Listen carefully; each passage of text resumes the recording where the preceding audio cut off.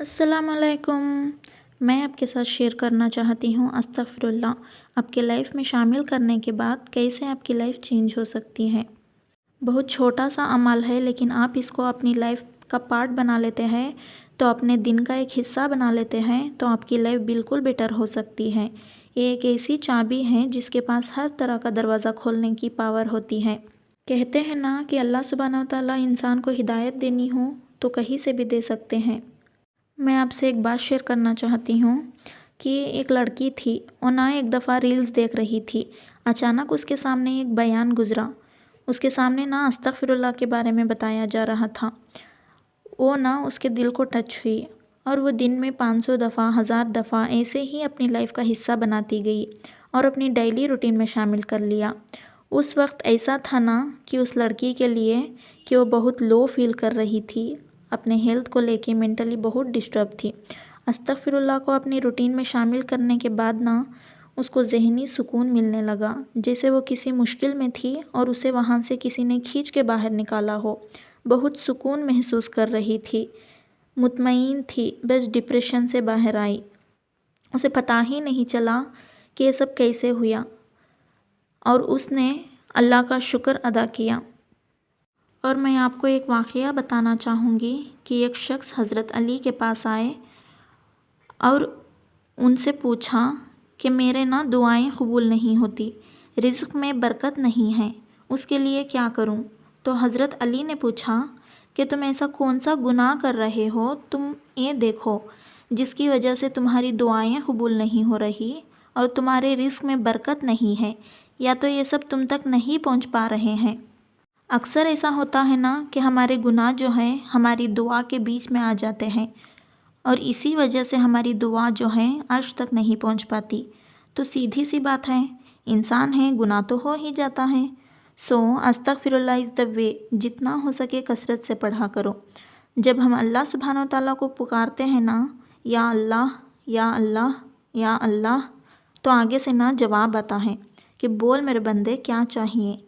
تو اتنی دفعہ ہم استغفراللہ کا ورد کریں گے تو 70 معاون سے بھی زیادہ ہمیں چاہنے والے، ہمیں ہدایت کے راستے پر چلانے والے، ہمیں اچھائی کا راستہ بتانے والے اللہ سبحانہ وتعالیٰ کی ذات ہے، تو کیوں نہیں ہمیں معاف کریں گے۔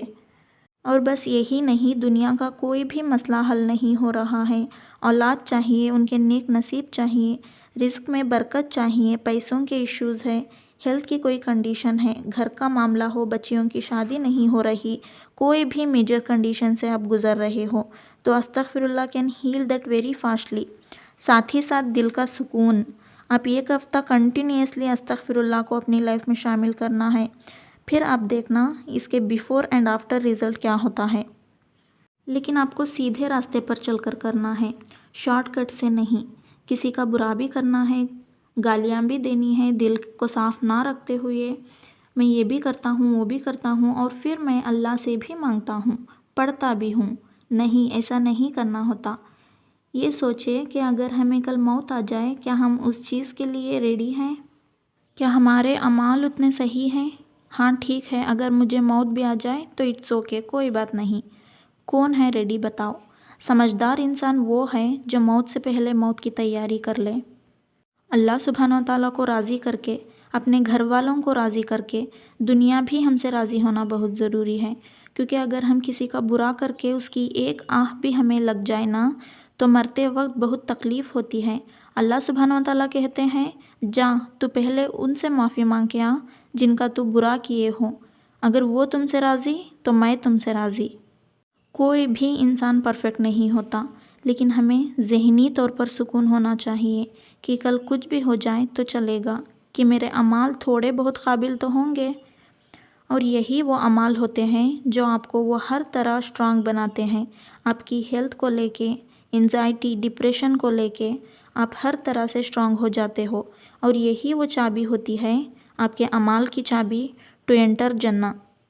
اور ہم سوچیں کہ ہمارے اتنے گناہ کے باوجود اللہ سبحانہ وتعالیٰ نے ہمارے لیے اتنے آسان فضیلیت کیے ہیں، آپ اتنا سا عمل کر لو تو آپ کے اتنے فائدے ہیں۔